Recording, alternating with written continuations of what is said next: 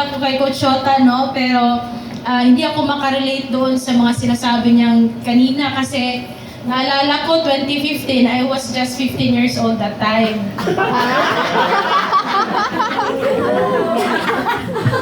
Kaya naalala ko lang talaga doon yung sinabi niya na top 1 siya, 15,000 lang yung kinita niya sa isang buwan. Naalala ko din that time, Cebu. Hindi ko alam na awarded pala ako ng top 20 kasi imagine 5,000 lang yung kinita ko that time pero top 15 ako doon. Diba? Kaya again, napakaswerte talaga natin, no? Kasi nasa ano na talaga tayo ba? Digital era na ano lang kahit nakaupo ka, kumikita ka.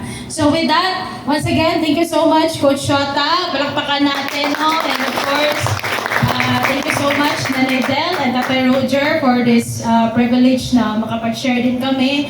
And of course, lahat ng hubbers na nandito ngayon and councils.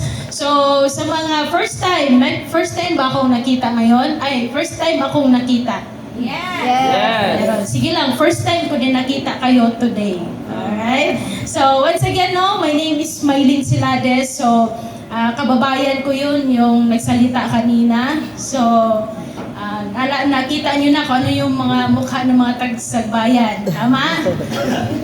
Alright, so, ako din, sabi nga ni Coach Shota, no, hindi ako second generation, I think third generation na ako, Coach Shota. Diba? So, nasa third generation na ako nung nag-start sila, so parang third na kami kasi parang yung second generation, sila Coach Rumi, sila Coach Dinjin, sila Coach Jo. Diba? So, ano na ako, parang 2 years after na dun. Diba? So, dito na lang, sisimulan ko yung kwento ko sa isang tanong. Okay lang ba? Yes! Alright. Naniniwala ba kayo sa tinatawag na destiny? Yes! Oh, hindi lang sa love life, di ba? So, yun, kasi yun nga, sabi ni Coach Shota kanina, actually, yung una talagang nag-endorse sa akin dito, si Tatay. Alright? So, sa mga hindi nakakaalam ng kwento, way back, hindi ko malala anong year yon, nagpunta kami ng friend ko sa Simala. Familiar ba kayo sa Simala? Yes! Sa Cebu yun. Tapos, kasabayan namin sila sa light shipping, Tagbilaran yun to Argao. 8 a.m. na biyahe. Tapos, hindi ganun kadami yung pasahero. Alright? So, sila lang yung nakita ko that time. Parang isang grupo sila. I think nasa 10 sila, 10 plus that time, na kasabayan namin sa barko. Tapos, since bumaba yung kasama ko, biglang lumapit si Tatay Roger, nakaganon doon sa upuan, no? Gumaganon pa siya sa akin, sabi niya, Ma'am, anong oras na ngayon? Sa Bisaya pa, Ma'am, unsay oras na? Di ba? Tapos, nakaganon siya sa upuan, ganon yung forma niya doon. Sabi ko, sino siya? Sabi ko lang, ano na ngayon, sir? Almost 10 a.m. na tayo.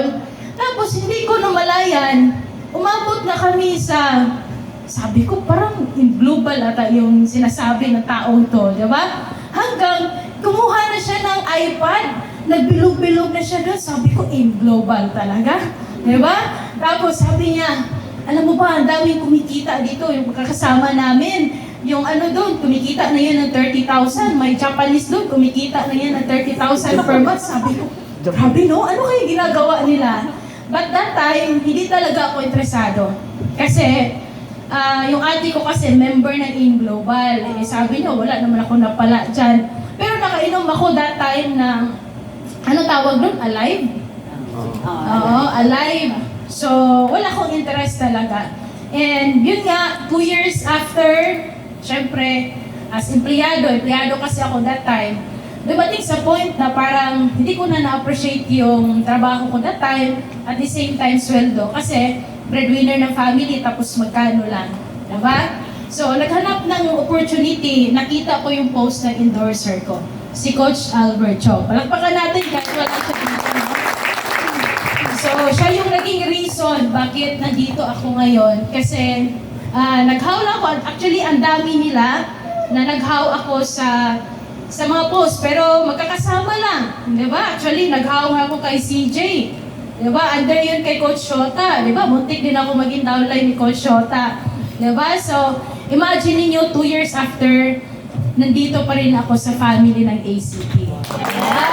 So, doon talaga ako nasabi na parang destiny ko talaga na maging part ng ACT family at ng company natin, di ba? And of course, that time, parang hindi pa ako ganun ka, like, seryoso. Di ba? May mga nag-start ba dito na parang, nung una, parang, okay lang sa'yo, kumita, okay lang hindi. Ganun ako, kasi, mindset ko that time, may sweldo pa naman ako. Di ba? Pero that time, na-inspired lang talaga ako, no, kasi, minsan nag-attend ako ng training. Minsan lang po kasi ayoko talaga umattend ng training that time. Imaginin mo, 8 to 8 yung trabaho ko. Tapos, mag-attend pa ako ng training. Minsan, pagdating ko ng opisina, bababa na sila kasi tapos na. Nahihiya ako. Tapos, hindi ako makarelate doon sa 1 milyon, 2 milyon. Tapos, nahiya ako sa katabi ko. Kaya, yun yung rason na ayaw ko mag-attend ng training sa office. Hindi ako makarelate sa language ng network. Diba? May mga ganun ba dito na hindi makaka-relate sa language network? Meron pa? O, diba? So, ganyan din ako dati. So, fast forward, I started part-time and nag-resign and nag-decide ako na mag-hub. So, actually, nung time na yun na nag-full-time ako, parang hindi pa ganun yung loob ko na mag-hub. Kasi, sabi ko baka hindi ko kaya yung bills. Meron ba dito na ganun? Yung kaya yung bills, baka hindi ako makabayad, gano'n. So, nagstay muna ako sa ate ko. Di ba? Kasi binibigyan ako ng allowance, gano'n. Pero na-realize ko na parang wala akong napala, nag-full time, pero wala nang kinikita. So, buti na lang, nagsabi sa akin si Nanay Del na mag-hub ka na. Di ba? So, sinunod ko si Nanay Del and pumunta kami ng Tagum City. Alright? Doon sa Tagum City, napaka-challenging talaga kasi kakarating namin nag-pandemic. So, nung nag-pandemic, hindi namin alam ano yung gagawin namin. Kasi, nung time na yon na naging part ako dito, sila offline, di ba? Nagpa-present sila, lumalabas. Kami naman sa opisina. So, doon kami nagpa-present ng client, and then, that time, meron talagang time na sabi ko, sana hindi na lang ako nag-attend. Kasi alam niyo ba, after ng OPP ni Nanay Del, sabi niya, Coach Maylin, ikaw yung mag-module 1 training. Sabi ko, module 1 training? Ano yun? Diba? Tapos sabi ko, wala akong choice. May 2 client doon na partial. So, sinabi ko lang sa kanila na, mag-create lang kayo ng bagong Facebook account. Tapos, nandyan pala yung endorser nila. Sabi niya, partner, tapos ka na mag-module 1? Sabi ko, tapos na, coach. Okay. Tapos, sinundan niya yung 2 client. Minodule 1 niya ulit. Diba? Kasi parang, hindi niya siya nakontento sa module 1. Kasi wala akong kalam-alam that time. And may time pa nga, wait lang ha, kasi baka puputok yung buko. May time pa that time na first time ko mag-conduct ng OPP sa opisina. Alam niyo ba sino yung